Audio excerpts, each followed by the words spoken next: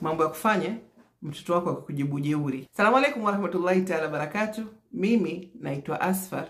Ni mpenzi wa mazungumzo kuhusu malezi na makuzi ya vijana na watoto. Unajua kuna mambo mengi yanapelekea watoto wawe wajeuri. Pengine anakuwa hana uwezo wa kuelezea hisia zake au anaogopa tu kuhadisia kilichomsibu. Sasa hivi mtoto wako kwa mjeuri, unachokuomba ufanye wewe tulia, stay calm. Ikisha muulize, uko sawa? Si kawaida yako kujibu hivi.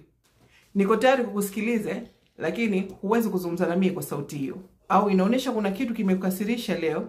Hebu tukae kitako tuzungumze. Ile mtoto kukuona wewe umetulia, basi namsaidia na yeye kuwa na connection na wewe, kuwa anaweza kukuamini, kuwa anaweza hata kama kitu kilikuwa kinamkera au kinamuumiza, itakuwa ni rahisi kwake kuweza kukwambia akikuona wewe umetulia, akikuona wewe huna hasira.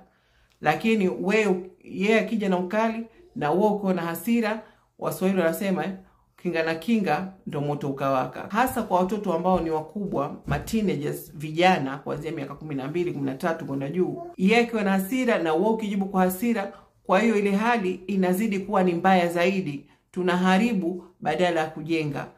Na kuomba utizame katika video yangu nasema tofauti ya lugha za lawama na lugha za kujenga, na kuomba iangalie, itakusaidia. Kama wewe ni mpenzi wa malezi na makuzi, usisahau kushare na kusubscribe. Asalamu alaykum.